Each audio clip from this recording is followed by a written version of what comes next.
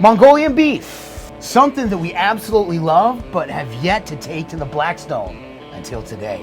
You want to see our take on this P.F. Chang favorite? Then stick around while we dig in. I can't believe the WALTWINS. They're right there. That's one of them.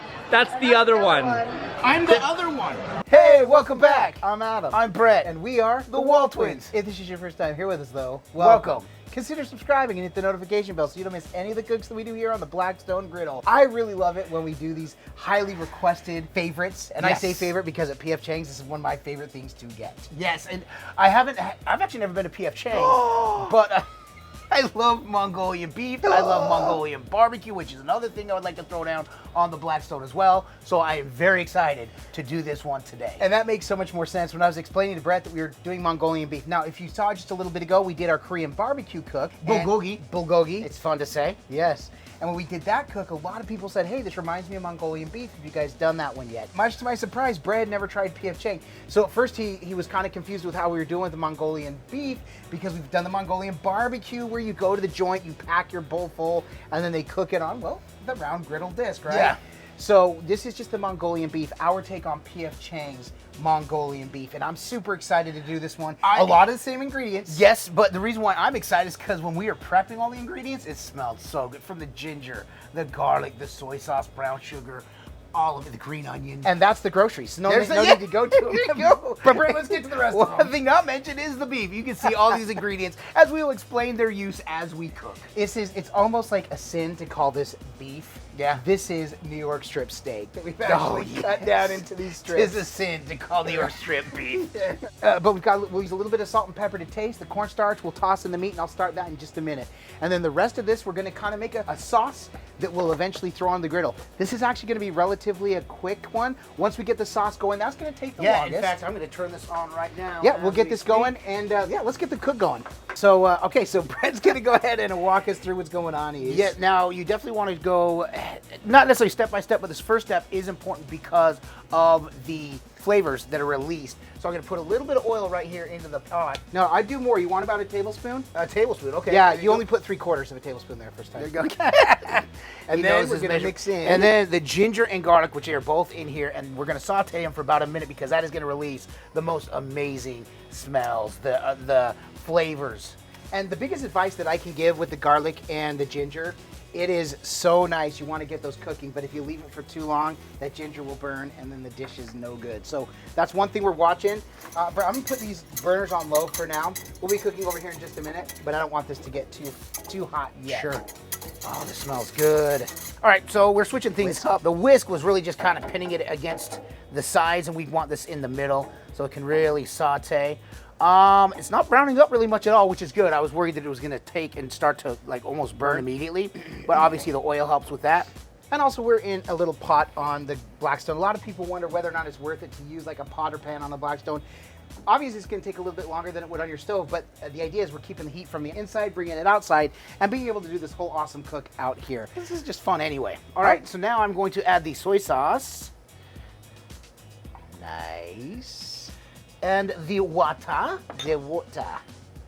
It's 3 cups of water, by the way. And saying No, 3 cups. A third cup. A third cup. And it was a third cup of soy as well, Soy sauce, 3rd cup of water, and the brown sugar. Yep, also. and then the brown sugar is going to come in, and then we're basically going to cook this until the brown sugar is dissolved. Right, and we're going to bring it to a boil, kind of letting that boil up a little bit. Now, if we were inside, this would probably take 3 to 5 minutes because this is already hot. I know about 3 minutes. This is going to take 5 to 7 minutes probably get that to a boil. So as this is just about ready to boil, we are ready to get to the next process, the next step in the process, I guess, Brett. So I'm going to take my steak, and what I want to do, I'm going to salt and pepper this liberally. This is a salt and pepper to taste. I like the salt that it really brings out the flavor of the beef. Now, it's not going to need tons because we've got a lot of flavor in the soy sauce and everything else. We've got our 3 tablespoons of cornstarch, and the idea, as it's all kind of clumped up there, is just to make sure that this all gets evenly coated. This is going to be one of those cooks that requires a glove change. Yep. So cornstarch is a little bit different from flour. The whole purpose of this is to really almost give this some, I wouldn't say crunch, but it's give it a little bit of crisp. And then that is really the whole point. So I want to try to coat this as evenly as possible. All right, so as soon as this is done, Brett, I'm gonna go ahead, I'm gonna start cooking this. So we'll get some oil. Brett, will you bring my side up to medium? Low, medium actually. So my side's been put to low for a long time, but it's been on the whole time. So that thing's gonna be hot. It is so we're gonna scald this. This is gonna cook for maybe a minute total before we add the sauce. And then the idea is once that sauce cooks and thickens up, we'll add it onto here, and then it will all thicken up as it adds, because this cornstarch is also gonna, in a sense, add as a slurry once it hits the rest of the sauce. All right, dude, this is just about ready to go put onto the griddle. I'm going to go ahead and lay what should be another tablespoon of oil. I'm going to lay a couple of tablespoons because this is all going to be cooking here. So then all I'm going to do is get my steak here right on there. Now, the idea is I want to try to sear each one of these. So let me try to spread these out. Forgot to turn the second angle camera back on. Not that it matters because you could still hear everything just fine. But once this has been cooking, which it has for a little bit now, we're just gonna flip it.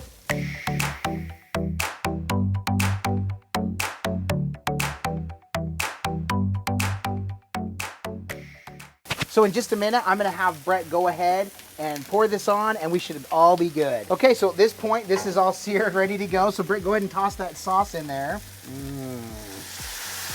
Oh my stars alive. I'm gonna have a fun time cleaning this griddle. The crowd goes wild. Now, Brett, if you will get the green onions. You betcha, brother. Oh, man. Cannon, Are smell you ready? that? Oh yeah, bring in the green onions. Now, all we're gonna do is cook this up, and then we're gonna toss this and be ready to go. We've been done for a minute now. So this only took about a minute. All we were waiting for was that sauce to thicken up, which is done. So we're ready to go ahead and plate this up. Let's do a B-roll right now. Let's do this.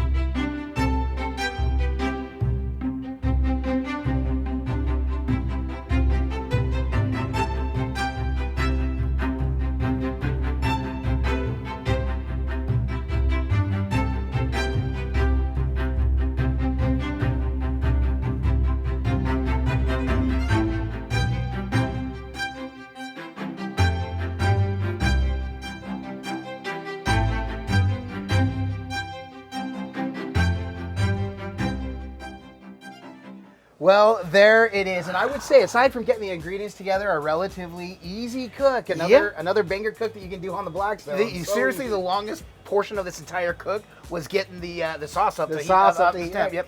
And that's something that you just use a little patience. You can do everything else. You can prep everything else while you're waiting for that, and it's awesome. But Brett, we could talk about it, or we could just go ahead and let's dig in, because I'm dying for this. Like we say, it can look amazing. This looks absolutely amazing. Just exactly that. Mongolian barbecue. For sure, but it can smell amazing. It smells amazing. We've talked about it from the prep. But if this doesn't taste amazing, then this was all for naught. I'm going beef by itself. Cheers. I'll eat to that, my brother.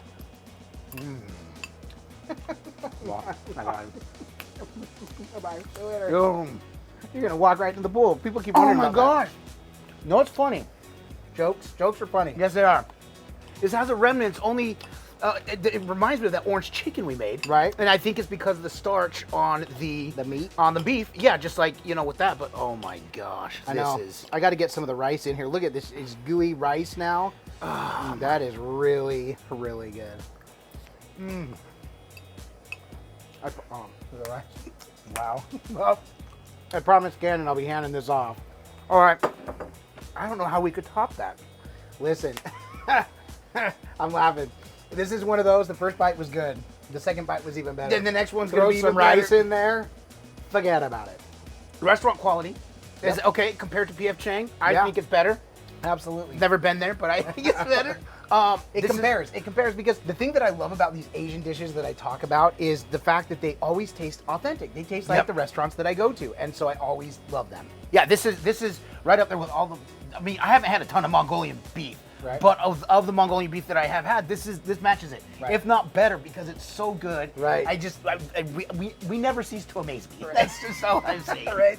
As Sam the cooking guy says, it just tastes good. It is. Right. We didn't go to culinary school. The food just tastes good. It absolutely does, and we're so happy to come and do this. If you like this, make sure and give this video a thumbs up. We really do appreciate it. Also, if you're looking for other ways to support the WALTWINS, we do have a Patreon page. Yeah, big shout to our Griddle Entourage, our Patreons. If you want more information about that, that is posted below. That's right. I still want to say Post Malone every time, but I'm not sure. I won't say Post Malone this time. Okay.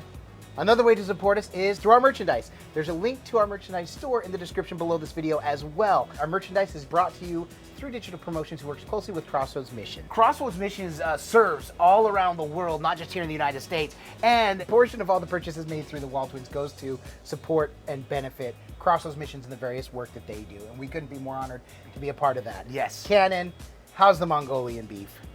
Is it really thumbs good? up? He's digging in right now. He's loving this. This is a good one. It is a and good I one. can't wait to go in and show the rest of the family. We've got plenty of leftovers. We bowled these up for the pictures and the look of it, but really this is going to the rest of the family. It is. So it is awesome, but we love to come and do this, and thank you so much for being here. And you support us just by showing up every day and watching these videos. We can't believe this awesome community that comes in and gives us this love. So thank you so much. Brett, aside from coming to make this banger, this Total banger. this Mongolian banger beef. Yep. What else are we doing this? Because all we do is twin. No matter what. And with that, we bid you adieu. And don't forget to like and subscribe. And griddle on!